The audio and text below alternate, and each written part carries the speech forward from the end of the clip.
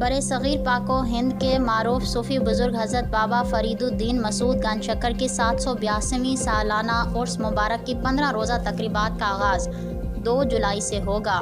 جویا news plus registered کے پاک وطن سے نمائندے جمیل جویا کی رپورٹ کے مطابق ڈپٹی کمشنر سعدیہ مہر کی زیر صدارت عرس انتظامات کے سلسلے میں ڈی سی آفس کے کمیٹی روم میں اجلاس منعقد ہوا۔ ڈی پی او طارق ولایت بھی اجلاس میں شریک تھے۔ ڈپٹی کمشنر سعدیہ مہر نے متعلقہ محکموں کے افسران کو ہدایات جاری کرتے ہوئے کہا کہ تمام ادارے اپنی ذمہ داریاں احسن طریقے سے سر انجام دیں اور زائرین کو ہر ممکنہ سہولیات فراہم کریں۔ دربار اور اس کے اطراف وی آئی پی روٹ پر CCTV کیمرے نصب کرنے سمیت زائرین کے لیے ٹھنڈے پانی، سایہ اور لنگر کا انتظام، طبی امداد کے لیے محکمہ صحت اور ریسکیو کے کیمپس اور تعمیراتی کاموں کے دوران زائرین کی حفاظت کے لیے محفوظ انتظامات کو ہر ممکن یقینی بنایا جائے۔